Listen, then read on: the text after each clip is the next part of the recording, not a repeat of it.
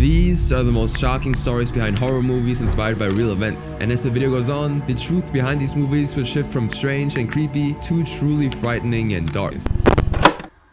In 2017, the blockbuster movie Veronica was produced and released. It follows a teenage girl in Madrid who accidentally summons a demonic presence after performing a seance with a Ouija board during a solar eclipse. Soon, terrifying supernatural events take over her home and threaten her younger siblings as the entity grows stronger. The film has become infamous as the scariest movie on Netflix, with reports claiming that only about 1 out of 100 viewers managed to finish it, and even viewers took to social media to complain that it had left them quaking and sleepless. But as horrifying as the movie was, it still wasn't as disturbing as the real story. In real life, the entire incident takes us to a small home in Spain, in a small neighborhood called Vallecas, where the actual Veronica character lived. Her name was Estefania Gutierrez Lazaro. Estefania lived with her mother, father, and younger brothers and sisters. She was an ordinary person who got wrapped up in an event that completely altered the course of her life. And it all began when she and her friends started messing around with a Ouija board. In the film, Veronica tries to speak to her dead father. They went into the basement of their school with their Ouija board, while the nuns and the rest of the students watched the eclipse on the roof. But in real life, Estefania and her friends were trying to contact the dead boyfriend of one of her friends. He'd passed away in a motorcycle accident. At first, nothing happened. They were giggling and whispering like normal teenagers. But suddenly, one of the strictest nuns in the school barged into the basement, catching them in the middle of the seance. She got angry and shouted at them for summoning spirits in school before grabbing the board and breaking it in half. And this turned out to be a very huge mistake, because the next moment, a small cloud of white smoke would emerge from the broken board, moving straight toward Estefania's face. It was as if it entered her nose and mouth. And from then on, Estefania's life was never the same. Days after the seance, Estefania started having strange episodes, seizures, and panic attacks, and sometimes she would stare at nothing for long minutes, and other times she shook like she was freezing. She would also scream without knowing why. Her mother took her to a lot of doctors. They couldn't explain the seizures, and they couldn't explain these sudden panic attacks, and overall they just couldn't explain her strange behavior. Estefania told her mother that dark shadows with no faces stood around her bed at night, whispering, and that these shadows came every night and got worse over time. In the movie, Veronica also sees similar dark shapes, but multiple times throughout the day, unlike Estefania, who experienced it mostly at night. Now her mother tried to comfort her, but nothing helped. Estefania became weaker as the months passed, and she could no longer attend school. Instead, she would sleep during the day and wake up screaming at night. Now whenever she was able to catch some sleep, Estefania would feel someone touch her feet while she slept, and sometimes she would even hear voices calling her name. Other times she growled or cried out of nowhere, and they tried everything they could, doctors, therapists, and even visits to the church, but nobody actually had answers. And then on August 14th, 1991, after months of fear and confusion, Estefania suddenly collapsed. Her body shook violently, and her mother rushed her to the hospital, and her seizure turned into a coma, but the doctors couldn't actually save her. She died the next day. She was only 18 years old. And the most shocking part of the story was that the doctors couldn't even explain the cause of death. There was no serious sickness, no injury, and no medical reason that made sense. Her death was listed as sudden and unexplained. Her family believed the darkness would leave her after she died. They thought that the shadows followed her and not them, but actually the opposite happened. After her death, the strange activity inside the house became worse than ever. Now in the movie, Veronica's story ends quickly after her final moment, but in real life, the nightmare continued long after the girl was gone. At home, the situation grew even more frightening. Her brothers and sisters said that they heard knocking on the walls at night, doors opened themselves, and lights went off for no reason. And her parents claimed that they sometimes even heard someone walking in the hallway even when everyone was asleep. Now her siblings claimed that they saw a tall, shadowy figure standing at the end of the hallway at night. Her mother also said that she heard someone whispering "Mama" in Estefania's old room, but when she got there, it was simply empty. And even her father revealed that somebody pushed him while he slept, even though no one else again was in the room. One day, even a picture of Estefania that hung on the wall suddenly caught on fire from the inside, and only the image burned. The glass covering the picture didn't break, and the wall behind it stayed untouched. And of course, her family couldn't explain how this could have happened. They said it felt like the house was angry. In 1992, things became even worse. One night, Estefania's mother woke up and felt something heavy pressing down on her. She said it felt like invisible hands were grabbing her feet and arms, and she struggled until the feeling finally stopped. And this frightening moment made the family call the police for help. Now the police arrived at 2:40 a.m. and they found the entire family crying and shaking outside the building, too scared to actually step back inside. So the officers went in themselves, and what they saw became one of the most famous police reports in Spain's history. The officers claimed they saw a wooden closet shaking by itself, as well as a heavy table moving across the room without no one touching it. The doors of the cupboards were opening and closing, and an unidentified slimy object dripped from the bedside table. One officer said he felt someone tap him on his shoulder. When he turned around, nobody was actually there. They also heard loud knocks coming from inside the walls, even though the apartment was empty and quiet. The police had no explanation for any of this, but they wrote everything down in their official report. And this was one of the biggest reasons that this case became so famous. famous because the police themselves said strange things had happened. After the police visit, the family could no longer stay in the apartment. The fear was too overwhelming. The children couldn't sleep and their parents were exhausted. And so they quickly packed their things and moved away, leaving some belongings behind because they were too scared to take them. In their minds, the darkness belonged to that house, not to them. But what comes next is even more shocking because it didn't come from an unknown entity, but an enemy disguised as a friend. By the time school started, the rumors were all out. Where's Elise?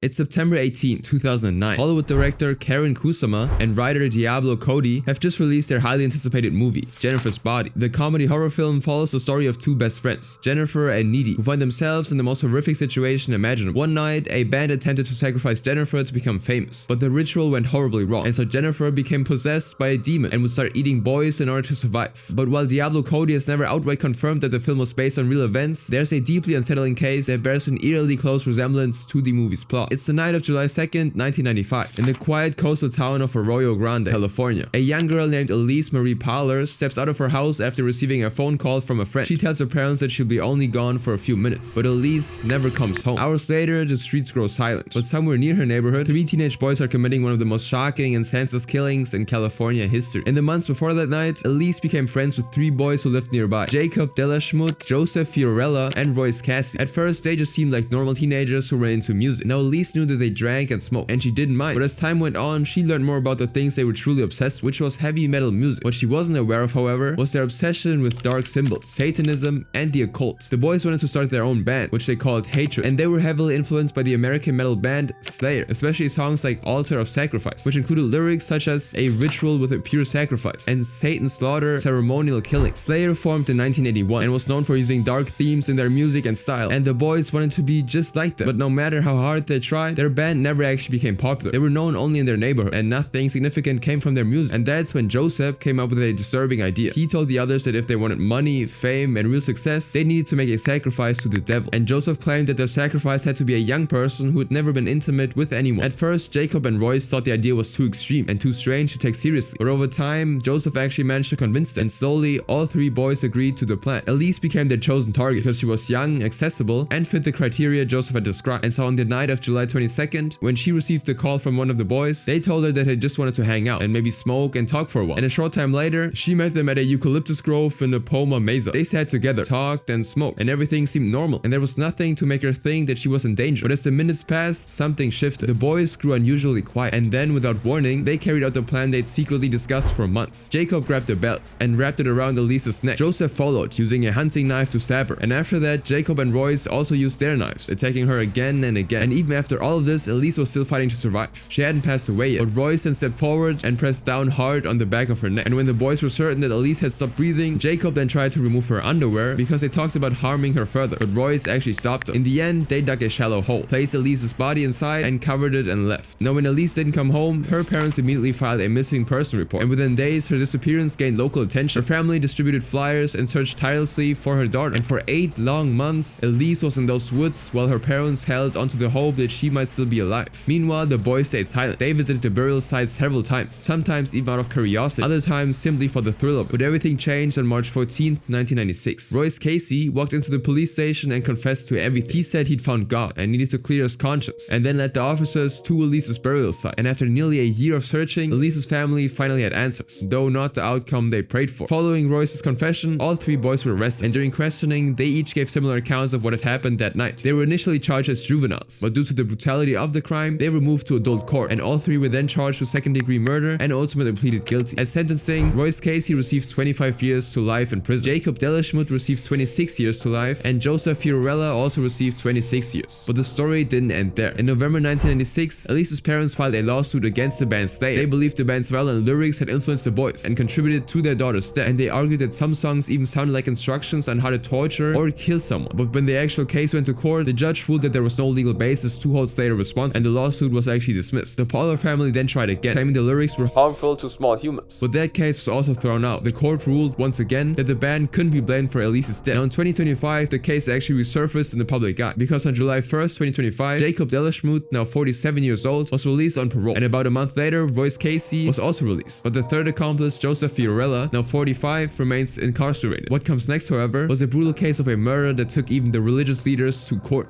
She never did receive complete deliverance from the demonic oppression and then she eventually died. In 2005, the movie The Exorcism of Emily Rose was released. Many people thought it was just another scary movie full of demons and dramatic scenes, but it was more than that. The movie was inspired by a real young girl from Germany whose life, suffering, and death became one of the most famous and saddest exorcism cases in modern history. Her name was Anneliese Michel, and to understand what happened to her, we have to go back to the very beginning. Anneliese Michel was born on September 21st, 1952, in a small German town called Liebling, in the region of Bavaria. Her family was deeply Catholic. They prayed every day, went to church often, and believed strongly in sin, heaven, and hell. Her mother, Anna, was very strict. She expected her children to behave, to pray, and to follow religious rules very carefully. And even though the home was very strict, Anneliese was known as a sweet, quiet girl. She was smart, worked hard in school, and wanted to become a teacher. She loved learning and always tried to do what she believed was right. Nothing seemed unusual about her childhood, and her future looked even bright, and her teachers believed that she would do very well in life. But everything changed when she turned 16. One morning while she was sitting in class, her body suddenly stiffened. She fell to the ground, shaking uncontrollably, unable to speak or breathe normally.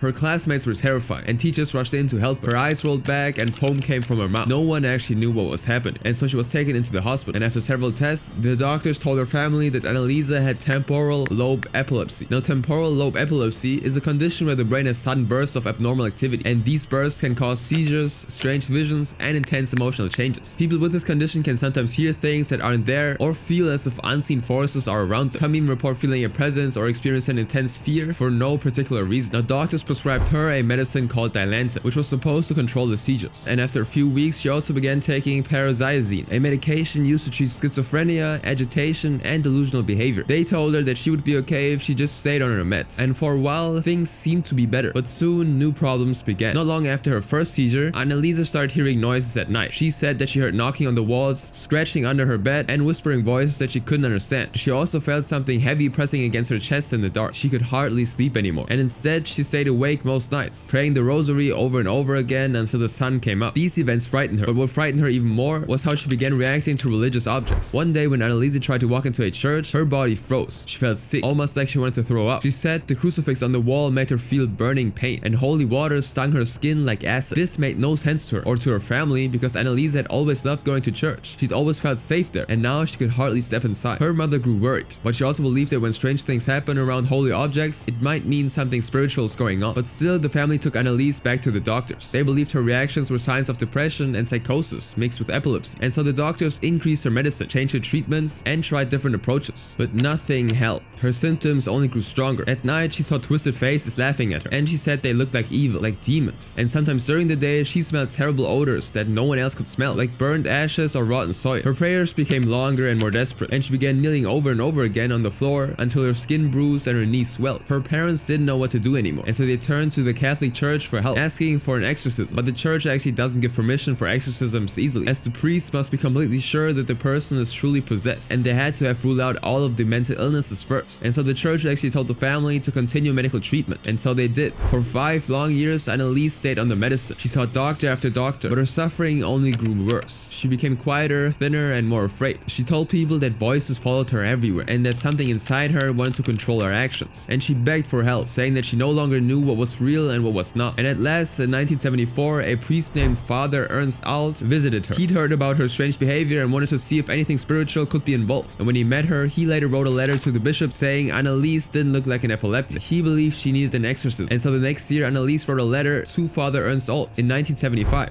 saying, "I am nothing. Everything about me is vanity. What should I do? I have to improve. You pray for me." She also once told him, "I want to suffer for other people, but this is so cruel." Now the bishop, Joseph Stangl, still needed more proof. And so another priest, Father Rodwig, also visited and wrote a long report arguing that Anneliese showed signs of real possession. Now at first, the bishop only allowed a small prayer ritual, not a full exorcism. But in September 1975, after reading more reports and hearing more from Father Alt, Bishop Joseph finally gave permission for a major exorcism, but he ordered it to be kept secret. Now the main exorcist was Father Arnold Renz, assisted by Father Alt, and the exorcism began on September 24th, 1975. On that day, Anneliese began increasingly speaking about dying to atone for the wayward youth of the day and the apostate priest of the modern church. And this was the start of a 10-month struggle that would end in tragedy. Each session lasted up to 4 hours. The priest prayed, asked questions, sprinkled holy water, and read ancient Latin prayers from the Ritual Romano, and they recorded each session, which amounted to 67, and also gathered more than 40 hours of audio over time. Now during these months, Annalise's behavior became even more extreme. The priest said she spoke in deep growling noises that didn't sound like her own, and they claimed that several demons inside her gave their names. Among the names she shouted were Lucifer, Cain, Judas, Nero, Hitler, and a priest named Fleischmann, who'd lived hundreds of years earlier.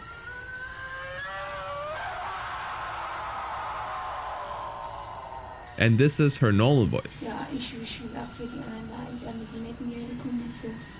Aber dass das dann so schlimm ist und so grausam und so furchtbar. Her family said she ate insects, screamed for hours, and tore apart rosaries. And she could barely sleep or eat. Her health worsened quickly. Even her weight dropped below 70 pounds, and her face grew hollow. Sometimes she couldn't even walk without help. Now Annalise's family stopped bringing her to medical appointments, since they believed that she needed spiritual help instead of medicine. And Annalise herself begged for the exorcisms to continue, saying she wanted to suffer for others, and that this was her mission. But by June 1976, she was extremely weak. Her legs couldn't even hold their own up, and she refused food. Still, she continued praying, whispering to God between long moments of pain and confusion. On July 1st, 1976, after almost a year of exorcisms, Annalise Michel died in her home. She was only 23. Her autopsy showed that she died from starvation and dehydration, and she weighed about 66 pounds. The doctor said she could have been saved if she just received medical care even 1 week before her death. Now, her passing shocked Germany, but the strangest parts of the case would soon surface after the state began an investigation. In 1976, the government charged her parents and both priests with negligent homicide, meaning they were blamed for causing her death by failing to get medical help. And the trial began in 1978 and became national news. The courtroom was packed every day, and the people argued about whether Annalise had been mentally ill or truly possessed. Doctors testified that she wasn't possessed at all. They said everything she experienced could be explained by epilepsy, psychosis, and the stress of a strict religious upbringing. But the defense argued that her family and the priest believed that they were helping. They said that they'd followed her wishes and also played the tapes from the exorcisms, letting the courtroom hear the growls, cries, and strange voices. Now in the end, the court found Annalise's parents and both priests guilty of negligent homicide. However, the judge said that the parents had suffered enough, so none of them actually went to jail. The priest, however, received suspended prison sentences and several years of probation. Now, even after the trial ended, her story continued to spread around the world, inspiring books, documentaries, and movies. The most famous was the 2005 movie The Exorcism of Emily Rose, which told a fictionalized version of the events. Now, after the trial, the Annalise family asked the authorities for permission to dig out her body. They felt she'd been buried too quickly and in a cheap coffin. And so nearly 2 years later, on February 25th, 1978, her remains were taken from the original grave and placed in the outer cemetery, Klingenberg. On June 6, 2013, a fire engulfed the house where the Michel family had lived. And although the local police determined that it was a case of arson, some people in the neighborhood claimed that the home had long carried a dark, uneasy energy connected to Annalise's suffering. No suspect was ever publicly identified, and the true motive behind the blaze remains unknown. Annalise's father, Joseph Michel, died in 1999, and in a 2006 interview, her mother, Anna Michel, stated that she did not regret her actions, saying, "I know we did the right thing because I saw the sign of Christ on her hands." This next case, however, takes us into a house where something evil was lurking in every room. It was so disturbing that the home's address was eventually changed. 30 years ago, a truly horrifying crime was committed here, when 6 members of the DeFeo family were shot dead in a single night.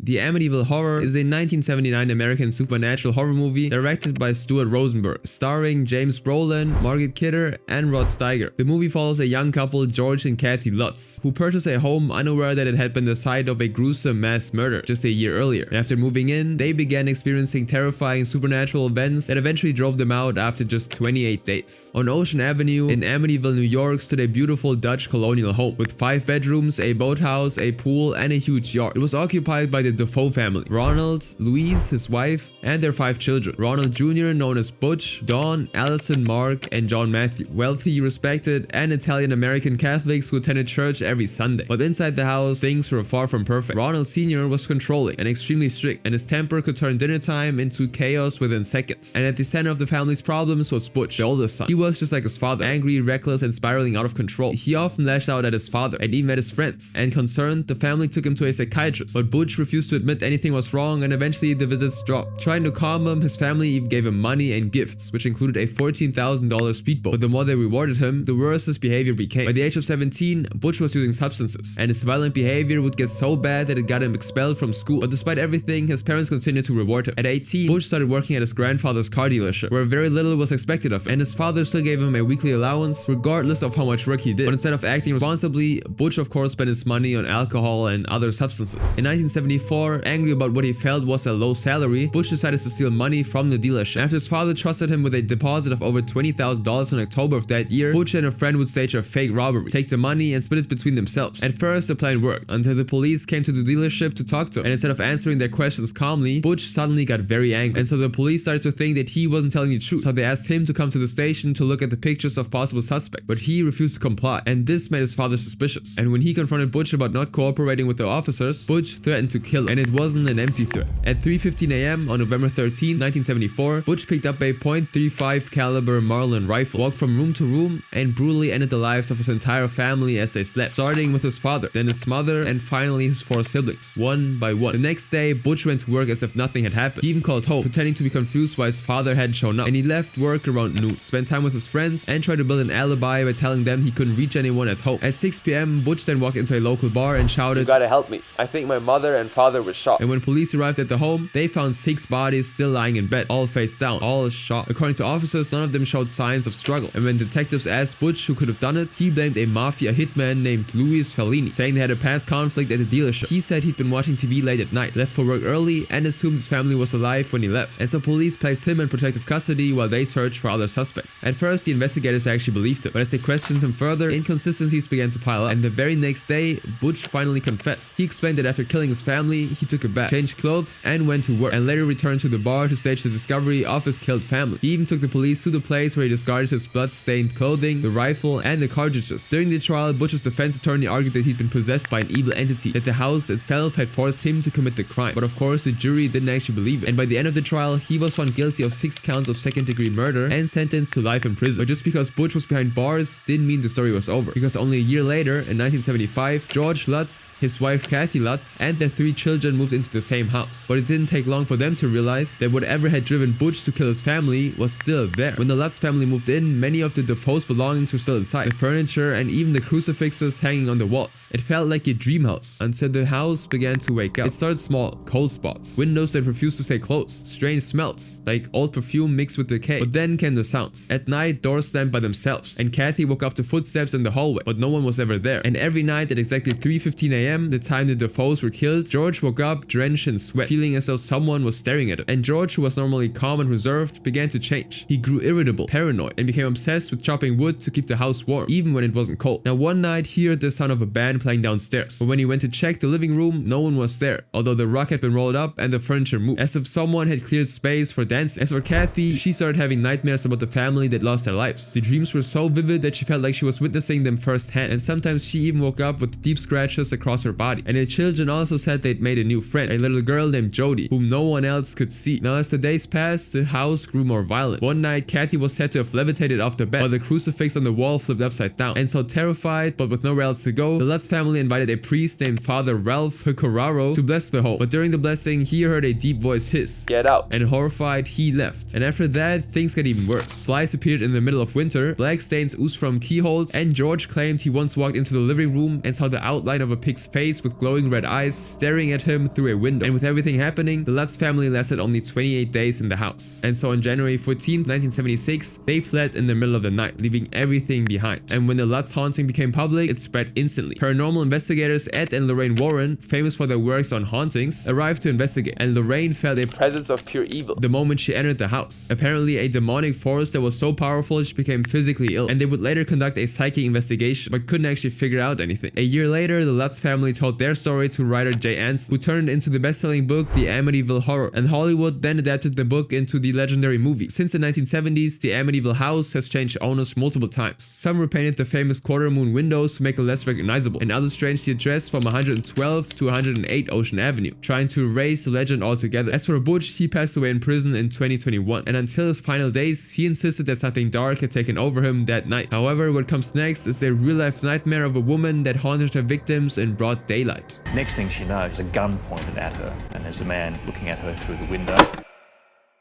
The movie Wolf Creek is a brutal Australian horror film about three backpackers who run into a sadistic killer, Mick Taylor, played by the actor John Jarrett. After their cars break down in the remote outback near Wolf Creek National Park, their trip turns into a horrifying fight for survival as they try to escape his isolated camp and the horrors he puts them through. But the story didn't just come from one real event, it was inspired by two different true crime cases in Australia. In the early 1990s, many young people from different countries visited Australia. They carried large backpacks and moved from place to place exploring the forests and deserts. They were called backpackers, and at the time, Australia was seen as a friendly, peaceful place. Many people thought nothing bad could happen there. But around 1990 to 1993, terrible things began to occur to travelers in New South Wales, near a place called Belanglo State Forest, as people would start to go missing there. One by one, backpackers started disappearing. Some were from Germany, others from the United Kingdom, and even native Australians traveling inside their own country. And the police were simply confused. These missing travelers came from different places, but what connected them all was simple, and they all passed close to Belanglo Forest. On September 19th, 1992, a couple of runners training for a race went into the forest, and while running, they saw something strange sticking out of the ground. It was a bone. The next day, police discovered a second body about 30 meters away. Dental records identified them as Clark and Walters, who possibly hiked around the forest. It turns out Walters had been stabbed 15 times and had 4 wounds to her chest, 1 to her neck and 9 to her back, which would have caused paralysis. As for Clark, he had been shot 10 times in the head. No other bodies were found around the area again. However, on October 5th, 1993, a man collecting firewood found bones deep in another remote part of the forest. And when the police got there, they located 2 more bodies, later identified as Gibson and Everest. Gibson's remains were in a fetal position and showed 8 stab wounds, 1 cut through his spine, paralyzing him, and others punctured his heart and lungs. Everest had been violently beaten. Her skull had 2 fractures, her jaw was broken, and knife marks were found on her forehead. She'd been stabbed once in the back too. And that's not all. On November 1st, 1993, police sweeping the forest found another skeleton belonging to Schmidl, who had been stabbed at least 8 times, including wounds that severed her spine and pierced her heart and lungs. Clothing at the scene didn't match hers though, but belonged to another missing backpacker, Hapschi. And on November 4th, 1993, the police found the bodies of the German couple Hapschmied and Neugebauer in shallow graves about 50 meters apart. They went missing on December 26, 1991, while hitchhiking from Sydney to Melbourne. Hapschmied had been decapitated and her skull was never recovered. Neugebauer had been shot 6 times in the head, and evidence from several remains suggested that some victims had been tortured or had not lost their lives immediately. And so as a result of all of this, on October 14, 1993, the New South Wales Police created Task Force Air with more than 20 detectives and analysts. And on November 4th, the NSW government increased the reward to find the perpetrator to $500,000. Using link analysis technology, investigators reduced their suspect list from 230 names to 32. Some believe the attacks might involve multiple criminals since most victims were in pairs, killed in different ways and buried separately. But on November 13th, the police received a call from Paul Onions, a 24-year-old from the UK. He explained that on January 25th, 1990, while backpacking in Australia, he accepted a ride from a man calling himself Bill near Mittagong, which is less than a kilometer from Belanglo. He pulled out a revolver and rope to rob him, but Paul ran and Bill fired at him, but he managed to escape and flagged down Joanne Berry, who was driving by. She then gave him a ride and helped Paul report it to the police. Now on April 13th, 1994, detectives found the original police note from that day and Joanne's testimony, along with information from a co-worker of somebody named Ivan Mila, confirmed the details of Paul's assault. Police investigated families who lived near the forest, and one name just kept appearing again and again. They were a large family that lived close to the Belanglo forest, and they knew the forest, the back roads, and the hidden areas very well. Now this man, Ivan Milad, seemed especially suspicious because he had guns, knives, and a past record of violence, so the police decided to search his house. They found a lot of weapons, including 2 types of .22 caliber rifles, a pistol, and a large knife. They also found things that belonged to some of his victims, and even more of these victims' belongings were found in his mother's and brother's home. Now Ivan Milad's siblings later said that he'd shown antisocial and violent behavior from a young age. They recalled him attacking animals with machetes, which led to him being sent to a residential school at age 13. By 17, he was already in juvenile detention for theft, and at 19, he was caught breaking into a shop. And so in 1964, Ivan received an 18-month sentence for breaking and entering. And only a month after his release, he was arrested again for driving a stolen car and was given 2 years of hard labor. In September of 1967, at age 22, he was then sentenced to 2 to 3 more years in prison for theft. On April 7, 1971, Ivan then abducted 2 18-year-old female hitchhikers near Liverpool railway station while armed with a knife. He took advantage of one of the girls, but both managed to escape when they stopped at a cafe at a petrol station. Ivan was then arrested later that day and charged with taking advantage of people and armed robbery. And while awaiting trial, trial, he committed several other robberies with some of his brothers, and then faked his death by leaving his shoes at the Gap, a well-known location. Authorities believed he fled to Queensland and Victoria, and then flew to New Zealand and lived there for 2 years. However, investigators suspected that he may have secretly returned to Australia under a fake passport, and this was actually the case. And so Ivan was rearrested in 1974 after his mother was hospitalized with a heart attack. But the robbery and kidnapping charges were actually dismissed with the help of Ivan's family lawyer, John Marston. In 1975, he then began working as a truck driver, a job he continued on and off about 20 years. But despite that, he still continued with his crimes, because in 1977, he attempted to take advantage and kill 2 female hitchhikers traveling from Liverpool to Canberra, but there were never any charges filed. Now back to the 1990s, the police surveillance at Ivan's home discovered that he'd recently sold a silver Nissan Patrol shortly after the bodies of Clark and Walters were found, and they also confirmed that Ivan hadn't been at work on the days of the attacks, and his acquaintances described his intense fascination with weapons. And so when the police linked the Bangalore State Forest killing to British backpacker Paul Onion's earlier escape from an armed attacker, Paul actually returned to Australia and identified Ivan as the man who called himself Bill and tried to shoot him. Ivan then appeared in court on May 23rd but didn't enter a plea, and on May 31st he was formally charged with 7 counts of murder. On June 28th, he fired John Marston, their family lawyer, and requested government-funded legal aid. Meanwhile, his brother Richard and Walter faced charges involving drugs, weapons, and stolen property found in their homes. Now, Ivan's trial opened on March 26, 1996 at the Supreme Court of New South Wales, with prosecutor Mark Tedeschi handling the case. And despite the extensive evidence, he remained confident he would be found not guilty. In phone recordings made for the ABC's Australian Story program in 2004, he stated his grounds, saying, "My basic defense in my trial was that it wasn't me. I don't know who did it. It was up to them to prove my guilt, not for me to prove my innocence." And his defense team argued that all the evidence was circumstantial and attempted to shift suspicion onto other Milad family members, particularly his brother Richard. A total of 145 witnesses took the stand, including relatives who attempted to provide alibis. Ivan himself testified on June 18. On July 27, 1996, after 18 weeks of testimony, the jury then found Ivan Milad guilty of all 7 murders. He received 7 life sentences with no chance of parole. He was also convicted of attempted murder, false imprisonment, and robbery of Paul Onions, receiving 6 years for each charge. In the movie, Ivan Milad's crimes showed the idea of a friendly driver turning into a dangerous hunter who chose lonely places where people couldn't escape, and this became a big part of the character Mick Taylor and Wolf Creek. But this is actually only half of the inspiration of the movie. In July of 2001, a young British couple named Peter Falconio and Joanne Lees were traveling across Australia. They were excited to explore the long desert roads, but they didn't know someone was actually following them. They drove through the Northern Territory, where the land is flat and empty for hours. There are long roads with no houses, no towns, and sometimes even no phone service. And then a strange driver would appear. Late at night, a white van came behind them and flashed its headlights. Peter thought the driver wanted to warn them about something, so they stopped the van on the side of the desert road. A tall man came up to the window. He looked normal. Nothing felt strange. And so Peter stepped outside to talk to him, but Joanne stayed in the car. Then she heard a loud bang, and she never saw Peter alive again. The attacker then came for Joanne. He tied her up and tried to drag her away, but she fought with everything she had, so she managed to break free and ran into the desert. She hid behind bushes for hours. The desert was freezing. There were snakes, insects, and wild animals. But Joanne still stayed hidden until she heard the attacker's car drive away, and when she felt like the man was gone, she ran into the road and waved her arms until a road train driver stopped for her at 12:35 a.m. He and his co-driver picked her up and took her back to Barrow Creek. The Lee Springs police were then called at around 1:30 a.m. after Joanne escaped. The police arrived at around 4:20 a.m. to collect evidence and listen to what Joanne and the 2 drivers saw. And then at 7 a.m., the police, along with Vince Miller, who was one of the drivers, and Joanne went back to the area and started searching for Peter, the Toyota van, and the man who attacked them. And when the police returned to the place where the attack happened, they only found a pool of blood on the side of the highway. And they also discovered the couple's combi van hidden about 80 meters away in the thick bushes. And search teams looked through the area but found almost nothing besides Joanne's footprints. Peter was nowhere to be found. Now, a few days later, 4 Aboriginal trackers came from a nearby community to help, but even they couldn't find any signs of Peter or the attacker. And this was unusual and made some of the searchers uneasy. Now, the media quickly turned Joanne's story into a dramatic tale of survival against all odds. And so a reward of $250,000 was offered for anyone who could help find Peter. Now, in February of 2002, 6 months after Peter disappeared, Superintendent Colleen Gwynne took over the case. But the police then released CCTV footage from a gas station near Alice Springs with a man who seemed very suspicious, and they hoped that the man in the video would come forward to clear his name. But when no one did, investigators turned their attention to the registered owners of the 1991 to 1999 Toyota Land Cruiser models seen in the footage. Based on the CCTV footage, police met with Bradley John Murdoch in Broome on November 1st, 2002. Though Joanne's descriptions didn't immediately link him to the case, he was still a suspect. But it wasn't until May 17, 2002, when Bradley's brother was actually arrested, that the investigation gained traction. Criminal evidence from his brother, along with new DNA analysis, began to tie him to the crime. During the investigation, police discovered traces of Bradley's DNA on Joanne's t-shirt, a pair of homemade handcuffs, and the vehicle's gear stick. The t-shirt DNA was found to be 150 quadrillion billion times more likely to belong to Bradley than anyone else. Now meanwhile, Bradley actually disappeared for quite some time when he noticed how hot the situation was getting. But despite that, on August 22nd, 2002, he was arrested in South Australia on actually an unrelated kidnapping and taking advantage of people charges. Now eventually a preliminary hearing was held in April of 2005, and the trial began on October 17th at the Supreme Court in Darwin. Now Bradley actually pleaded not guilty of killing Peter and of attacking and trying to kidnap Joanne Lees. His defense argued that the DNA could have been transferred accidentally at a fast food restaurant in Alice Springs or planted by an unknown party, and Bradley had indeed stopped at the restaurant to buy chicken for himself and his dog. So this was the explanation he presented during the committal hearing. But Joanne testified that the attacker tied her wrist, put his tag over her head, and forced her into his pickup truck. She described being wedged between the seats and then into the rear of the vehicle before she managed to escape into the dark and hide under bushes. And so on December 13th, 2005, the jury returned a unanimous guilty verdict, sentencing Bradley to life in prison with a non-parole period of 28 years. He was also convicted of taking advantage-related charges against Joanne, and only after the sentencing did it appear that Bradley had actually previously faced and been acquitted of aggravated SA years earlier. Colleen, the lead investigator on the case, stated, "There was never any doubt for me that Bradley Murdoch was guilty of this crime. The challenge was to make sure we got a conviction." Now, over the years, media speculation occasionally suggested that Bradley might reveal the location of Peter's remains in exchange for better prison conditions. Bradley, however, consistently denied involvement beyond any of his original convictions. Now, in 2019, he was actually diagnosed with terminal throat cancer and received chemotherapy. And on July 24th, 2025, he was released into palliative care with limited excursions. But he passed away there on July 15th, 2025, at age 67. But unlike these offenders, this next case didn't hunt strangers in the wild, but the victim was a small human who just wanted shelter over her head. She now had to live in the filthy basement with the family's dog.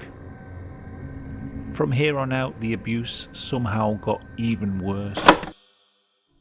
In 2007, filmmakers William M. Miller and Andrew Van Den Houten produced a Hollywood blockbuster movie titled The Good Girl, based on a novel written by the famous author Jack Ketchum. The movie follows the story of two sisters, Meg and Susan, who moved in with their aunt Ruth after losing their parents in an accident. At first, their aunt seems like a strict but capable guardian, but as the days went by, her behavior became increasingly unstable and cruel. And what many viewers didn't realize is that the story is inspired by a real case that is far more disturbing than anything shown in the movie. It's October 26, 1965, Indianapolis, Indiana. A call was made from the local police department from a family home on 3850 East New York Street. Moments later, a couple of officers arrived on the scene, ready to save whoever was in distress. But what they didn't know was that they were about to witness a horror that would haunt them for the rest of their lives. Lying motionless on a thin, blood-stained mattress in the basement was a girl Bruce, burned and starved nearly beyond recognition. Her name was Sylvia Likens. In the movie, she was known as Meg, and what happened to her over the previous 3 months remains one of the most unsettling cases of human torture and killing in American history. The story begins in July 1965, with Sylvia and her younger sister Jenny, two among the 5 children born to struggling traveling carnival workers, Lester and Betty Likens. And because of the nature of their jobs, Lester and Betty were often on the road. But that summer, the setup wasn't suitable for young people, so they needed someone to watch them while they were gone for a few months. And that was when a woman named Gertrude Benesevsky came into their lives. Gertrude was 37, frail and struggling, twice divorced and living with her 7 children, Paula, Stephanie, John, Marie, Shirley, James, and the youngest, Dennis, in a small, worn-down house. Gertrude's daughters, Paula and Stephanie, had previously met Jenny and Sylvia in church and school, and so they became good friends. And during one of their playtimes at Gertrude's house, Sylvia and Jenny told Paula and Stephanie their parents' plan on getting them a place to stay for the summer. And Gertrude, who overheard the discussion, suggested that she was up for the task. She agreed to take care of Sylvia and Jenny for $20 a week, which is about $200 in today's money. And Sylvia's father thought it was a safe, temporary agreement. He dropped the girls off and went on the road, believing his daughters would be safe. But what he didn't know was that he was leaving his daughters in the hands of a monster. At first, everything seemed fine. Sylvia and Jenny helped around the house and played with Gertrude's children, but soon the weekly payments from their fathers would start arriving late, and that's when everything began to change. Gertrude's friendly attitude instantly turned to rage. She started yelling at the girls, calling them names and accusing them of lying about the payments. And then came the beatings. One night, she forced Sylvia to bend over as she and Jenny got whipped with a belt on their bare back 15 times until their skin split open. And soon, this became more than just punishment. Gertrude started to take pleasure in the torture, and before long, she encouraged her own children, Paula, Stephanie, Johnny, Marie, Shirley, and James, to join in the mistreatment. But the worst part, the neighborhood kids also began coming over to watch, with some even taking part too. Among those who enjoyed mistreating Sylvia was Coy Hubbard, Stephanie's boyfriend, who often used Sylvia as his punching bag. Now, over time, Gertrude would focus her attention solely on Sylvia, and sources claim it was because she exuded confidence and was overprotective of her little sister Jenny, who had polio and had to wear leg braces. And whenever they were whipped, Sylvia often begged to take some of Jenny's strokes. Another source claimed that Gertrude was just redirecting the anger meant for her daughter Paula, who'd recently gotten pregnant after getting into a fling with a middle-aged man. By late July, Gertrude had started spreading rumors about Sylvia, accusing her of being being promiscuous and saying that she was pregnant, but none of this of course was actually true. Regardless, Gertrude would use these lies to justify every act of violence that followed. In the movie, Meg looked pale and dehydrated, but in reality, Sylvia appeared even worse. She became a shadow of herself. She was denied food, forced to eat leftovers, or spoiled meals. And when she was caught sharing a meal with Jenny, Gertrude delivered a humiliating punishment. She even asked her son, John, to force feed her feces out of a diaper of her youngest son, Dennis. And if that wasn't inhumane enough, in one instance, Gertrude made Sylvia strip and inserted a Pepsi bottle into certain areas, while neighborhood kids watched and laughed. And over time, the maltreatment would get even worse. And by September, Sylvia was no longer allowed to sleep upstairs. She was locked in a cold, dark, and dirty basement. And soon, Gertrude would stop even referring to her by her name. Instead, she was just called the girl. Now, Sylvia was thrown downstairs and burned with cigarettes, among other very inhumane punishments. And gradually, Sylvia's once bright smile faded. Unfortunately, Jenny couldn't defend her sister, because every time she spoke up, Gertrude made the punishment even worse. And so all Jenny could do was offer comfort. And as the physical abuse wasn't enough, the psychological torture Sylvia endured was just as brutal. On some days, Gertrude would make Sylvia confess imaginary sins in front of everyone just for fun. However, one of the most inhumane acts in this entire story would be the time Gertrude and a young person named Richard Hobbs, and when they were done, Gertrude laughed and said, "Now she'll remember what she is." Now, a few days after this horrific experience, Richard and Gertrude's son, Shirley, used an anchor bell to burn the number 3 into her skin, and these scars would remain. At one point, Gertrude even openly taunted Sylvia about the words that had been engraved into her stomach. She told her, "Sylvia, what are you going to do now? You can't get married now. What are you going to do?" And Sylvia, while still in tears, responded quietly, "I guess there's nothing I can do." And the following day, Gertrude woke Sylvia up and forced her to write a letter while she told her what to write word for word. The letter was intended to mislead Sylvia's parents. It stated that Sylvia had voluntarily run away from her temporary home, and it also falsely claimed that Sylvia had accompanied a group of local boys and engaged in intimate activity with them, and that these boys were responsible for the extreme injuries on her body. Gertrude's aim of the letter was to divert suspicion and blame from her to these unknown boys. And after the letter was completed, Gertrude discussed a plan with her son John to have him and Sylvia's sister, Jenny, blindfold Sylvia and transferred her to a wooded area known locally as Jimmy's Forest. And the intent was to leave her there to die, while the letter would serve as the explanation for her disappearance. Sylvia actually attempted to escape from the basement after overhearing the conversation between Gertrude and John, and despite her severe injuries and overall physical weakness, she attempted to reach the front door. However, she only managed a short distance before Gertrude caught her and prevented her escape. Following the failed attempt, Gertrude gave Sylvia crackers to eat, but due to the extreme dehydration and malnutrition, Sylvia was unable to swallow, and so Gertrude responded by forcing the crackers into Sylvia's mouth and then striking her repeatedly with a curtain rod. The force of the blows bent several sections of the rod at sharp angles, and Coy Hubbard then took the rod from Gertrude and continued beating Sylvia until she lost consciousness. And when Sylvia was no longer responsive, Gertrude dragged her back into the basement. Later that night, after regaining consciousness, Sylvia tried to get the attention of neighbors by screaming for help. She also struck the basement walls with a spade in an attempt to make noise, but despite her efforts, no one heard her. By the morning of October 26th, Sylvia's condition had significantly deteriorated. She was unable to speak clearly, and her ability to move her limbs was severely impaired. Now Gertrude brought her upstairs into the kitchen and popped her against the wall and attempted to feed her a donut and a glass of milk, but Sylvia couldn't even lift the glass to her mouth, and so in frustration, Gertrude threw her to the floor and sent her back to the basement. Shortly afterwards, one of her daughters, Paula, went down to the basement, and she instructed Sylvia to recite the alphabet, but Sylvia was only able to get through the first 4 letters. She was also unable to lift herself off the ground, and so Paula became angry and verbally threatened her, saying that if Sylvia did not stand up, she would perform a long jump onto her. That afternoon, Gertrude returned to the basement with several of the children, and Sylvia made weak attempts to raise her hands and identify the people around her by saying, "You're Ricky and you're Gertie." And Gertrude just immediately told her to be quiet, responding sharply, "Shut up, you know who I am." Gertrude then instructed John to spray Sylvia with a garden hose in an attempt to clean her, but the cold water just caused Sylvia to panic, and she made another attempt to crawl toward the stairs, but before she could reach them, she collapsed. Gertrude walked over and stamped on Sylvia's head, and then stood over her for several moments before walking away. Now at approximately 5:30 p.m., Richard Hobbs arrived at the home, and he went directly to the basement, but the floor and stairs were so wet from the house that he actually slipped and fell as he reached the bottom. And when he stood up, he found Stephanie, one of the daughters, crying and holding Sylvia's severely injured body. Realizing how poor Sylvia's condition was, Stephanie and Richard attempted to help. They carried Sylvia upstairs, gave her a warm and soapy bath, and dressed her in clean clothes. They then placed her on a mattress in one of the bedrooms, and during this time, Sylvia actually managed to speak, which would be her final words, expressing that she wished her father was present, asking Stephanie to take her home. And moments later, Stephanie noticed that Sylvia was no longer breathing. She attempted mouth-to-mouth resuscitation, but despite this, Gertrude insisted that Sylvia was faking it. She picked up a book and struck Sylvia's body, repeatedly shouting, "Faker, faker." But Sylvia Likens had died. She succumbed to her injuries. And when there was truly no response, Gertrude actually began to panic. And then she asked Richard to go to a nearby payphone and contact the police. At approximately 6:30 p.m., police arrived at their residence, and Gertrude led officers into one of her bedrooms, where they found Sylvia's body lying. Immediately, she handed officers the letter she had forced Sylvia to write earlier, claiming it explained the circumstances leading to her death. But Jenny actually took up the courage and whispered to one of the officers, "You get me out of here and I'll tell you everything." Jenny's full account immediately alerted officers to the truth of the prolonged abuse and torture Sylvia had endured. And Within hours, police arrested Gertrude, Paula, Stephanie, and John on suspicion of murder. Coy Hubbard and Richard Hobbs were also later arrested the same day. Now Sylvia's remains were transported to the morgue, where investigators conducted an autopsy, and that was when the full extent of her suffering was revealed. Her body was covered in over 150 wounds, including burns, bruises, and cuts. Her fingernails were broken backwards from trying to escape, and the words written on her stomach were still visible. Her lips were swollen, and even other parts were almost swollen shut, and she weighed only 50 pounds. The official cause of Sylvia's death is subdural hematoma, which results from a severe blow delivered to the right side of her head, and the injury would have caused bleeding between the brain and skull, leading to rapid neurological decline. And when the news of Sylvia's death reached her parents, who were hundreds of miles away still working the traveling carnival route, they couldn't believe their ears, because they'd actually visited the girls twice and didn't notice anything strange. They were relaxed and trusted Gertrude to care for their daughters, and also sent $20 every week without fail. For 3 months, they believed everything was fine. They had no reason to doubt her, but trusting Gertrude turned out to be one of their biggest mistakes. Witnesses including Jenny testified for hours. She recounted everything that happened, and even the night her sister whispered to her ear, "Jenny, I know you don't want me to die, but I'm going to die. I can tell it." Gertrude showed no remorse. She blamed the children, claiming they acted on their own, but the jury of course didn't believe her. And so on May 19, 1966, Gertrude was found guilty of first-degree murder and a sentence of life imprisonment. Paula was guilty of second-degree murder. Richard Hobbs, Coy Hubbard, and John were each found guilty of manslaughter. And on May 25th, Gertrude and Paula were formally sentenced to life imprisonment. The same day, Richard Hobbs and Coy Hubbard and John received sentences ranging from 2 to 21 years. We served at the Indiana Reformatory. In the courtroom, Gertrude and her children became emotional as they bid themselves goodbye, while Richard Hobbs and Coy Hubbard showed no emotions. Sylvia Lycan's funeral was held on the afternoon of October 29 at the Russell and Hitch Funeral Home. The service was led by Reverend Lewis Gibson and attended by more than 100 people. But in a shocking twist, Gertrude was actually paroled in 1985 after serving just 20 years. And when she came out, she changed her name to Nadine Van Fossa and lived quietly until her death on June 16, 1990. Unlike this case, the next one doesn't involve a human predator. The evil actually came from within the walls of a house, and it would not let go.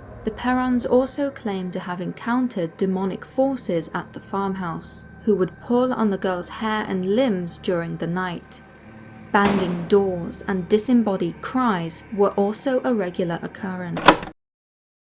When The Conjuring, a supernatural horror movie, premiered in 2013, many people were shocked by how real and unsettling it felt. Most viewers assumed it was a fictional ghost story, but the movie was actually based on a real family and a real investigation conducted by Ed and Lorraine Warren. In 1971, Roger and Carolyn Perron bought an old farmhouse in Harrisville, Rhode Island. The house had 14 rooms, creaky floors, long hallways, and a dark attic. And they moved in with their 5 daughters, Andrea, Nancy, Christine, Cindy, and April. And at first, they didn't seem anything supernatural. They unpacked their box, cleaned dusty shelves, and tried to fix the old heaters. But after just a few days, small, strange things began to happen. Carolyn noticed her broom constantly moved from place to place. Sometimes it disappeared completely, and other times it stood in a different spot than where she left it. She would clean the kitchen floor, only to return minutes later and find small piles of dirt mysteriously appearing in the center of the room, and no one in the family had done it. And later that night, the floorboards creaked loudly, even when everyone was asleep. Doors opened on their own, and footsteps echoed down empty hallways. And things only got worse. One morning, Carolyn walked into the kitchen and froze. Every food jar was open and scattered across the floor, despite no one in the house touching them. And soon, the children began reporting strange things too. Christine and Andrea said they sometimes saw an old woman standing in the corners of rooms, and she appeared only for a second before disappearing. Shadows slid along the walls, and chairs moved as if someone had pushed them, and cold spots suddenly formed around Carolyn, even when the heat was on. And at night, whispering voices called her name, and sometimes she woke up to find her bedroom chair tipped over by itself. Now, despite everything, the family tried to rationalize it. They told themselves that old houses make noises, or that the wind, the settling wood, or the pipes were responsible. But deep down, all of them knew that something else was happening. Even their pets sensed it. The dogs growled at empty corners, and the cats refused to enter certain rooms. The house didn't actually feel like a home anymore. It felt like something was watching them. As the months passed, the activity grew stronger. Christine would see a woman hanging from the attic rafters, and Andrea saw a man with a white face and black eyes watching her from the corner of her room. And one night, the girls screamed so loudly that Roger and Carolyn ran upstairs, and they claimed that something had pulled them out of bed. And the house also seemed to have certain places that felt especially dangerous, like the attic, the basement, and Carolyn's bedroom. Roger, for example, hated going into the basement, because the moment he walked down the stairs, he felt a cold, rotten smell, like spoiled meat. It was as though someone was standing right behind him, so he only went down when the heater broke, something that happened way too often, unfortunately. And by 1972, the haunting was no longer just sounds and shadows, it became physical. Carolyn would wake up with long scratches on her body, deep enough to bleed, and she didn't know how they got there. And she also started sleepwalking. Some nights she woke up in the kitchen staring at the wall, unable to remember walking there. And in her bedroom, she saw a shadow press against the door, which vanished when she turned on the light. And sometimes when she lay in bed, she felt a heavy, invisible weight pressing down on her chest. Then came the night she woke up and felt the entire bed sinking downward, as if something invisible was sitting on top of it. She screamed for Roger, But when he arrived, nothing was actually there. On another night, Christine and Andrea kept crying because they were covered in bruises they couldn't explain, and sometimes a so-called spirit would drag them across the floor or pull them down the stairs. And eventually Nancy, the youngest, would even refuse to sleep in her bed at all, just out of fear. Now the parents tried everything possible to silence the force that was tormenting their family. They spoke to their neighbors, and as devoted Catholics, they called a local priest to bless their house and spray over each room, hoping that faith would drive away the spirits. They did stuff like sprinkle holy water and recite prayers at night, but nothing actually changed. Nothing worked. Trying to understand what was happening, Karen looked into the history of the house, and that was when it all started to make sense. The property had been in one family for 8 generations, and many of the people who lived there died in mysterious or tragic ways. Some of the children had drowned in a nearby creek, and one person had even been murdered, and a few were said to have left this earth on themselves in the attics. Among all the spirits the parents believed lived on the property in the mid-80s was Bathsheba Sherman. She was considered the most dangerous entity present in the house. Whoever the spirit was, she saw herself as the true mistress of the house, and she didn't like that my mother was taking that role, said Andrea Perrin, the oldest daughter. Bathsheba was rumored to practice dark magic, and some people believed she was involved in the death of a neighbor's child, although she was never put on trial. She was later buried in a small Baptist cemetery in downtown Harrisville, and the Perrin family believed it was Bathsheba's spirit that tormented them throughout their time in the house. Then one evening, there was a knock on the door. Paranormal investigators Ed and Lorraine Warren had heard rumors of ghosts, demons, and strange events at the Perrin home, so they arrived uninvited. Roger Perrin wasn't happy about their arrival. He didn't trust paranormal investigators and feared that they might make things worse. Andrea also said many times in interviews, "My father never called the Warrens. They showed up at our door." During the visit, Lorraine Warren held a seance to try to speak with the spirits, and during the session, Carolyn began speaking in strange unknown languages and even lifted off of chairs. Roger was terrified and kicked the Warrens out because he feared for his wife. And after the Warrens' visit, the activity didn't calm down. It grew worse. Carolyn apparently was once lifted off the ground and pinned against the wall by an invisible force. Doors slammed so violently that the house shook, and family members became trapped in rooms that were locked by themselves. And also strange symbols appeared on the walls. And one night, Carolyn saw a dark shape crawl out of the fireplace. It moved towards her in a strange way, slowly and twisted, before disappearing into thin air. Now for years, the Perrin family actually stayed in the house because they couldn't afford to move. They were trapped. So instead they adapted. They learned which rooms were dangerous. They learned to avoid the basement, and they learned that the nights were the worst. They even learned which spirits were harmless. Andrea, for example, later said, "Not all of the spirits were malevolent. Most were just curious about us. But there was one. She despised my mother." By 1979, however, the family couldn't take it anymore. The children were exhausted and Carolyn's health was declining. And Roger was overwhelmed and constantly worried. And so they finally made the decision to leave quickly. They packed only the essentials, leaving behind furniture, clothes, and toys, and almost everything they owned. In June of 1980, they were finally able to move out for good. But even after leaving, they felt permanently changed. The family believed something from the house had followed them. "The house never wanted us to leave in peace," Andrea later said. "It stayed with us." Today, the Perrin haunting is one of the most famous paranormal cases in the world, and Andrea even wrote a book about it called The House of Darkness, House of Light, claiming that it contains the most comprehensive account of everything that had happened in the house. Now, after the movie came out, people found out about the real story, and a lot of them had their speculations. Some believed that the house was actually haunted, and some think that the family was under stress, while others believed that the Warrens actually exaggerated things. However, next is a case that shows how some horrors aren't supernatural, and they're simply born from a twisted mind. In March 2001, he killed a man and ate him, along with a glass of fine red wine. In 2006, German music video director Martin Weiss released a haunting thriller called Grimlove. The movie follows Katie, a young American criminal psychology student who travels to Germany to research her thesis on a notorious killer named Oliver Hartwin, a man infamous for dismembering and consuming his victims. In the movie, Oliver had spent years online searching for someone who would willingly let him kill and consume them, and eventually he came across a man named Simon Grombeck who agreed to participate in his deadly fantasy. But as Katie dug deeper into the case, she became deeply obsessed with Oliver, even mimicking aspects of his lifestyle in an attempt to understand his motives. Through a series of flashbacks, she uncovers the full story behind Oliver and Simon, and the dark path that led both of them to their tragic fate. But while the movie was incredibly unsettling, the actual real-life story behind it was even worse. It all began with a man named Armin Meiss, who lived in a quiet town in Germany called Rothenburg. Armin's father Gustav had left the family when Armin was still a child, leaving him to grow up with his mother Waltraud and 2 older brothers. Armin's mother was extremely strict and controlling. She followed him everywhere, told him what to do, how to act, and even who he was allowed to talk to. She would often humiliate him in public by revealing his private secrets and calling him the pet name Minchen. Because of this, Armin grew up lonely and struggled to make friends. In 1980, after his older brothers moved out, he and his mother relocated to the quiet hamlet of Wüsterfeld, part of Rothenburg an der Fulda.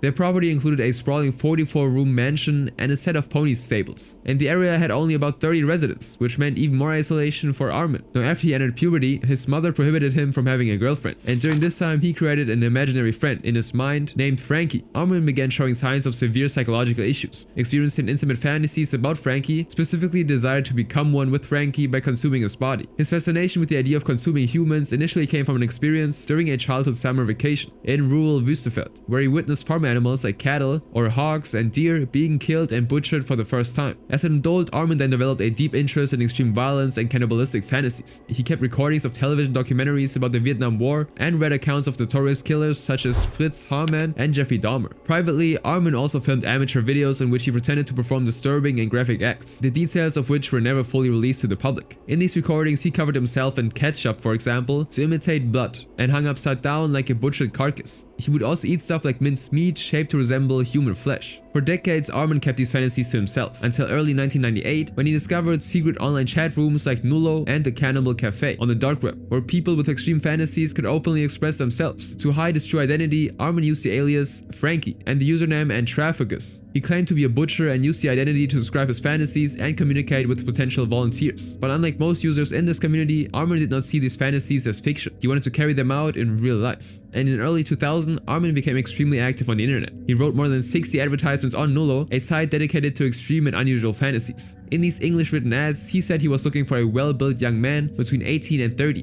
who was willing to be killed and then eaten. He also posted the same ads on the site Cannibal Cafe. At the same time, Armin searched for people who claimed they wanted to be killed and eaten, and he eventually met two men and had long conversations with them. The first one was a 20-year-old Austrian who used the name Luke. Eventually, he told Armin that his own family planned to kill him during their holiday celebration in January of 2001, so he no longer needed Armin's help. Now the second man used the name Matteo from Italy. Matteo initially agreed to an extremely dangerous plan involving pain and heat, but he later changed his mind when he learned that cannibalism was part of the fantasy. Now because Matteo seemed serious at first, he asked Armin to prepare a special room. Armin then converted part of his attic into what he called a slaughter room. He added a metal bed frame, a folding table, two small nightstands, and equipment Matteo had asked about. He also decorated the room with mannequins and other items, and placed mattresses and boards around the walls to dampen the sound. He took pictures of the room and sent them to Matteo, but he of course never visited. By now, most people backed out once they realized Armin was actually serious. They wanted fantasy, but again, Armin wanted actual reality. And in June of 2000, Armin then met a man named Jörg Bus, who used the username Meatboy. They shared their interests on Yahoo Messenger and would eventually become close friends. Later that year, they met in person. And after 2 normal meetups in Kassel, they decided to try 2 staged slaughter sessions. And so on the 12th of November of 2000, Armin and Jörg had their first trial in a hotel in Kassel. Armin covered Jörg in olive oil, drew circles on his body, and discussed which parts of his body he would cut into. But of course it was staged, so they never actually went through with it. Now the second session took place on November 19th, 2000 at Armin's house. This time when Jörg saw the actual slaughter room, he became frightened and told Armin that he was leaving. And he, unfortunately for Armin, never returned. And although Armin was disappointed that his plans fell through, he believed it was only a matter of time before he found someone who was right for it. And so in early 2001, Armin posted a new advertisement on the Cannibal Cafe, stating, "I'm looking for a well-built 18 to 30-year-old to be killed and then eaten." And this time on February 5th, 2001, a 43-year-old computer engineer from Berlin named Bernd Jürgen Brandes used the alias Cater99, and he responded to the ad. And Armin didn't even need to pursue him. Bernd wanted this. On March 9, 2001, Armin and Bernd finally met to carry out their plan. Bernd took a train to Rothenburg and went straight to Armin's estate, where Armin lived alone following the death of his mother the previous year. The two men spent hours talking together, embracing and preparing for what they both described as a consensual plan. Armin even set up video equipment to document the event and gathered tools and instructions he downloaded that detailed how to process a human body. Bernd consumed a large amount of alcohol and over-the-counter medication in an attempt to dull the pain and slow his awareness. Now several times Bernd hesitated and even briefly tried to cancel the plan, telling Armin he believed he was too gentle to harm him. But after briefly going out and buying a return ticket, Bernd changed his mind again, insisting the plan continues. On their way back, Armin bought a 20-pack Vivinox sleeping pills and a bottle of cough syrup, and Bernd consumed roughly half of each. Now at the house, instead of falling into the attended deep sleep, Bernd became actually disoriented and started hallucinating from the drug combination, and so he drank schnapps to calm himself. At around 6:30 p.m, Armin made his first attempt with Bernd, but the blade he actually used was too dull, so he took a sharper one and removed Bernd's private stuff. Bernd screamed in pain, and after Armin was done, he bandaged the wound, and the two then attempted to eat stuff together. Now Bernd actually couldn't because it was too tough and chewy. Armin then tried it with salt and pepper, wine and garlic, but the meat actually became burned and became inedible. Now meanwhile, Bernd actually grew increasingly weak from blood loss, alcohol and medication, and Armin actually cared for him for hours, running him a warm bath and checking on him repeatedly, and helping him when he drifted in and and out of consciousness. Now eventually Bernd actually became collapsed and became unresponsive, and believing that Bernd was dying or already dead, Armin proceeded with the rest of the plan they'd agreed upon. And after a long period of hesitation and reflection, Armin ended Bernd's life completely and completed the dismemberment that followed. And the entire incident was actually recorded on a 4-hour-long videotape that has never been released. Now over the next several months, Armin stored portions of Bernd's remains in his freezer under pizza boxes and ate them over time, while burying the bones under his house. Now Bernd's family didn't actually immediately notice his absence, but his partner Renee J filed a missing person report on March 12, 2001, but the police actually had no leads to go on. Now between 2001 and 2002, Armin went back into those online forums constantly. He met with a couple different men between 30 and 40 who contacted him because of his online posts. Sometimes they came to him and sometimes he traveled to different cities to meet them. And at least 4 of the men actually said that they were willing to be killed.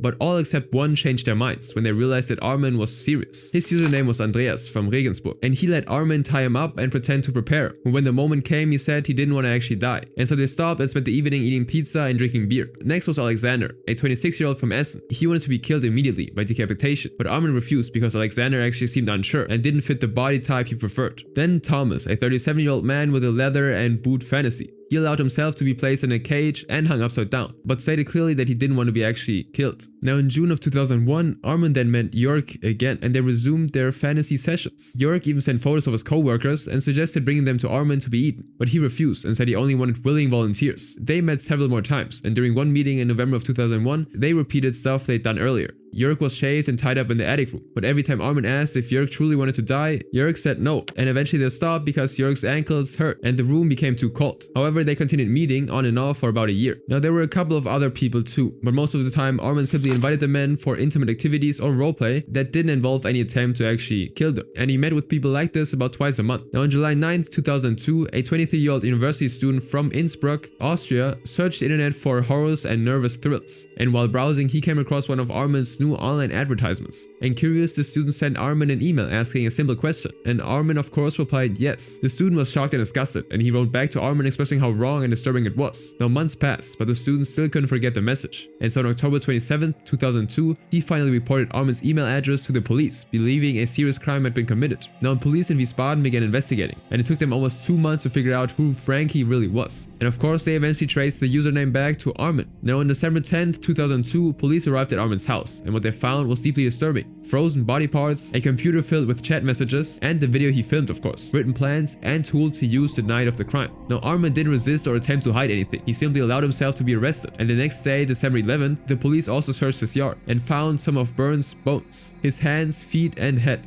Armin even showed them where he buried certain parts and handed them over Bernd's wristwatch. Now during the search, the police found a huge amount of computer and video material. In total, officers collected 1,742 floppy disks, 228 video cassettes, 221 hard drives, 16 computers, 95 CD-ROMs, and 23 magnetic tapes. And even though it was a massive collection, only 21 videotapes were found to be important to the case. Now the same evening, 2 officers from the Hesse State Police Department began reviewing, and they stopped after locating the main tape and documented enough details to confirm the crime. And on December 13th, the police returned with sniffer dogs to search the property again. They wanted to make sure that there were no other hidden remains. Now during the interrogations, Armin revealed to the investigators that he ate about 20 kilograms or 44 pounds of Bernd's remains over 10 months, and prosecutors claimed that he did it for intimate pleasure. However, Armin told the investigators that, "My friend enjoyed losing his life, death. I only waited horrified for the end after doing the deed. It took so terribly long with every bite. My memory of him grew stronger." Now Armin's trial would go on to become one of the most famous in German history, and Armin said Bernd asked for everything, so it was consensual. And the tapes actually proved that to be true, but the law actually doesn't allow someone to give permission for their own killing. Now his defense lawyers argued that at worst he's guilty of killing on demand, which would be punishable by up to 5 years in prison. However, in 2004, Armin was found guilty of manslaughter and sentenced to 8 years and 6 months in prison instead. And while many argued that the sentence was too short, there was another trial. In 2006, the court changed the sentence, and Armin was actually found guilty of murder and disturbing the peace of death, and was given life in prison. This second decision was made because the court felt like that Armin acted to satisfy his own desires, not only Bernd's wishes, and he remains in prison to this day. However, what comes next is even more unsettling, because it begins with his son's love for his mother, and ends in horror no one expected. There's something about Geen that appeals to the morbid curiosity within all of us. It's so macabre, so bizarre, so deviant that we can't look away. In 1974, a film hit theaters that changed the movie industry forever. It was raw, filthy, and terrifyingly real. In the movie, a group of friends road trip to an old family home in rural Texas and accidentally stumble upon a house owned by a savage, cannibalistic family. One by one, they are brutally attacked by Leatherface, a huge man wearing a mask made of human skin. The movie was the Texas Chainsaw Massacre, but the story behind the Texas Chainsaw Massacre wasn't purely fiction. It was inspired by a real man who was quiet, seemingly ordinary, and polite with people in his community, and living a low profile. His name was Edward Theodore Gein, though most people called him just Ed. He lived in an isolated old farmhouse in Plainfield, Wisconsin, surrounded by empty fields and dead corn stalks. He grew up with his older brother Henry, his father George, and his mother Augusta, who ruled the household with an iron fist. Augusta was also religious and completely obsessed with the idea of sin. She often told her sons that women were evil, that the world was corrupt, and that only through obedience to her could they remain pure. Now Henry challenged their mother's twisted teachings, but Ed, he worshipped her. To him, his mother wasn't just family, she was God. Ed listened to every word. He didn't go out, didn't have a girlfriend, and he simply worked on the farm, read his Bible, and stayed on his mother's side. Eventually, Henry found love in the hands of a divorced mother of two and planned to move in with her, but he feared his mother and Ed's reaction. Then, in 1944, tragedy struck. Henry and Ed were burning brushes on their land when the fire spread uncontrollably. Now the neighbors rushed in to help, but the small volunteer crew couldn't contain it, and by the time the fire department arrived, much of the brushes had burned. Now Ed had been helping all along, working with firefighters and his neighbors, and once the fire was out, he realized he hadn't seen Henry for hours, and so concerned neighbors helped search. But soon, Henry's body was found face down, with visible signs of bruises on the head, but no burns. The cause of death was officially ruled asphyxiation, meaning he died from inhaling smoke, but no autopsy was actually performed, and the town's sheriff never investigated further. Now with their father having passed away from heart failure in 1940, it was now Ed and his mother left in the house. But tragically, a year later, Augusta suffered a stroke and passed away too, and with that, something inside Ed snapped. Without his mother to control him, Ed's mind began to unravel. The farmhouse fell into decay. Piles of trash, old newspaper, and jars were filled with strange liquids, scattered everywhere. The only parts of the house that remained tidy were the sitting room and his mother's bedroom, which was preserved like a shrine. Ed lived alone for decades, and he only did odd jobs like babysitting for neighbors and sometimes visiting the local tavern. But then, strange disappearances began in Plainfield. The first time was in 1954, when a tavern owner, Mary Hogan, vanished. Her regular customers arrived one morning to find that she never opened the bar, and no one had seen her since the previous evening. Only a pool of blood was found behind the bar, but there wasn't any leads. 3 years later, something similar happened. On the opening day of deer hunting season, November 16, 1957, Bernice Warden, a 58-year-old widow, worked alone in the Warden hardware store. Now Ed drove into town that morning, carrying antifreeze, and later he inquired about buying a rifle. Now the village of Plainfield felt strangely empty. Almost every man in town except Ed was out in the woods hunting, which left the streets quiet and still. Bernice's son, Frank, had gone hunting like everyone else. Now at around 9:30 a.m., the Warden hardware pickup truck left town, unnoticed. Nobody saw a struggle or a sound, and the strange shaped object at the back went unseen. Not long after the truck left the store, Ed walked calmly to his own car and drove away. Ed was familiar with the Hill grocery store at the edge of Plainfield. He often bought small groceries there and spent evenings watching TV with the family because he had no electricity at home. And that night he stayed for dinner. They had pork chops and afterwards played a small game with one of the younger Hill children. Then suddenly Jim Roman, the Hill's son-in-law, burst into the house. He had heard something terrible. Something had happened at the Warden store, and the police were gathering. Everyone was shocked. Everyone except Ed, who simply looked up and said calmly, "Boy, someone sure must have been bloodthirsty. Is that right?" Back at the Warden store, Frank Warden returns from hunting at around 5 p.m. As he approached the shop, it was unusually dark and the door was locked. Something felt wrong immediately. He crossed the filling station opposite to the store and asked if anyone had seen his mother. Panic gripped him as he unlocked the store and stepped inside. The moment he walked in, his breath almost ceased. There was a pool of blood on the floor near the counter, a long, dark trail of blood that slowly, steadily toward the back door. Frank followed it, and when he reached the back, he noticed something else that made his stomach drop. The hardware truck was gone. Really panicking now, Frank rushed outside and straight to the phone. He called the sheriff, and trouble was the only word he could actually say. And both the sheriff and the deputy Annie Fritz arrived as fast as they could. And when they got there, Frank showed them the trail leading back to where the truck should be parked. Now at 6:15 p.m., more police officers came, and when the officers searched the store and yard, Frank was asked if he suspected anyone, and he answered immediately, saying, "Ed Gein."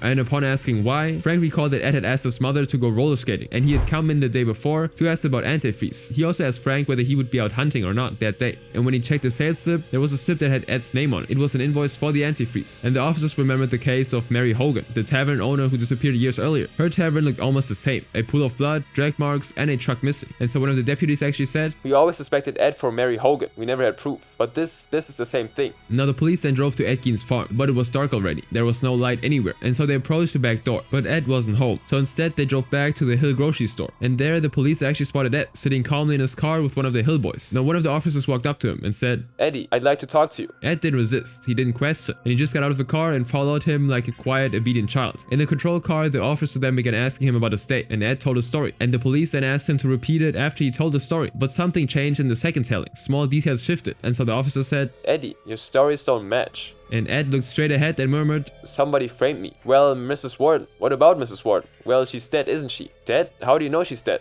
"I heard it." "Where did you hear it?" "I heard them talking about it." And that was the moment the officer knew that they had their man. He placed Ed under arrest. Now while Ed was being driven to jail, the rest of the police decided to go back to the farmhouse and take a more careful look. They pushed the door open to a small outbuilding known as the summer kitchen, and the smell hit him immediately. A horrible mixture of cold air, old wood, and something far worse. There, hanging from a wooden beam, was a body hanging like an animal in a slaughterhouse. At first they thought it might be a deer, but the closer they looked, the more their stomachs twisted. It wasn't a deer. It was Bernice Warden. She had been dressed out, just like a hunter would show off their killings. And even seasoned officers who'd seen accidents and death for years were shaken. Her body was carefully lowered and placed in a plastic bag, but Bernice Warden was actually just the beginning. Not long after, they conducted a more thorough search through the house, and it was filled with debris, old bones, stacks of newspapers, clothing thrown everywhere, random objects, tools, and garbage. It almost looked like a maze of rot and shadows. But worst of all, mixed among the junk were also human remains. They found a shoebox filled with female organs. They also found chairs with seats made of stretched human skin, lampshades made from skin, a knife handle carved from bone, and whole human bones and fragments, leggings made from human leg skin, masks crafted from skin of female heads, and other very disturbing stuff. And they also found Mary Hogan, the tavern owner who'd vanished 3 years earlier, in a plastic bag. And as horrifying as the house was, one room stood out, the door to Ed Gein's mother's bedroom that had been nailed shut for years, ever since her death. And when the officers pried it open, they found something completely different. A perfectly clean bed, neatly folded clothes, and furniture that was untouched. There was no dust and no chaos. It was the only normal place in the entire house. Now during the investigation, Ed admitted to killing Mrs. Warden and 51-year-old Mary Hogan, but he claimed that he had no memory of the details surrounding her death. And according to him, most of the items found in his house didn't come from people he killed. Instead, they came from graveyards. Following his mother's death, Ed began visiting cemeteries at night, and he would dig up their bodies and bring them home, and then use her skin to build a new woman, for example. He also crafted a woman's suit he could wear so he would become his mother. He believed he could bring his mother back by rebuilding her piece by piece, using parts from other women and wearing them. Now he denied ever having intimate contact with the bodies, explaining that they smelled too bad, and he described entering a dazed-like state. Now investigators had to see for themselves by inspecting the graves he identified, and they found evidence exactly as he described, including empty caskets, partial remains, and tools left behind. Now because of how gruesome the suit and other items Ed was making were, the real photographs weren't publicly released except these two. Every other picture circulating throughout the internet are mere counterfeits. Now during the investigation, one of the sheriffs reportedly attacked Ed by banging his head and face against a brick wall, and because of this, Ed's initial confession was ruled inadmissible. The sheriff was actually so traumatized by the horrors he witnessed and the stress of testifying about the assault that he died of heart failure in 1968 at the age of 43 before Ed's trial. Now after his arrest, Ed was actually diagnosed with schizophrenia and severe psychosis, and the court would actually determine that he was unfit for trial, so he was sent to Central State Hospital for criminally insane. And so Ed Gein spent the rest of his life in mental institutions and died quietly from cancer in 1984 at the age of 77. He would later be buried side by side with the rest of his family. Now the Texas Chainsaw Massacre wasn't a direct retelling of Ed Gein's crimes, but still the real life story is very much as disturbing as the horror movie. Now this last one is probably the most disturbing out of all of them.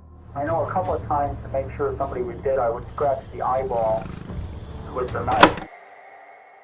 In 2010, filmmaker John Molofsky created a horror movie called Freeway Killer. It starred actor Scott Anthony Leet, who played the role of William Bonin, a fugitive on the run from the police. The man, who was a Vietnam veteran living in Southern California, had recently been paroled as an offender, and by day he's a seemingly ordinary truck driver. But by night, he prowls the freeways in his van with his young devoted accomplice, Vernon Butts, played by Dusty Sorg. They offer rides, drugs, or money to males, and then handcuff, take advantage of, torture, and kill them, dumping the bodies beside the highways. The movie alternates between the increasingly sadistic killing inside the van, William's manipulative home life with his mother and friends, and the police investigators. And the true story happened in Southern California too, between 1979 and 1980. And quite a lot of people remember this time as one of the most frightening periods in California history. Especially younger people kept disappearing mysteriously, only for their bodies to be found on the side of the freeway days later. And the man behind all this was of course called William George Bonin. He was born on January 8, 1947, in Connecticut, USA. His childhood was very difficult and painful. His parents drank too much and didn't take care of him and his brothers, and sometimes they even left the children alone for days. Now eventually William and his brothers were sent to foster homes, but even there William faced maltreatment. When he was young himself, the older boys bullied him and often took advantage of him. These experiences damaged him and filled him with anger and confusion, and so when he got older he joined the US Air Force and fought in the Vietnam War, and during this time he learned the terrible habits of violence after seeing suffering and death. And when he came back home, he was no longer the same guy. He changed. He was unstable, angry and dangerous, but no one truly knew how bad he would become. Before starting the freeway killings, William was already hurting people in different ways. In 1969 he was arrested for kidnapping and SAing younger boys, and he went to prison for it, but the doctors there actually recommended him to go to a hospital instead. They said he had serious psychological problems, so he was placed in a treatment center. But after a few years, William was actually released. The doctors believed that he had improved, but they were wrong. William quickly started hurting younger people again, and in 1975 he was arrested once more for taking advantage of younger people, and again he spent time locked away. But by 1978 he was free again, and soon after he got out this time, the killings began. Between 1979 and 1980, at least 21 young men were killed, most of them between the ages of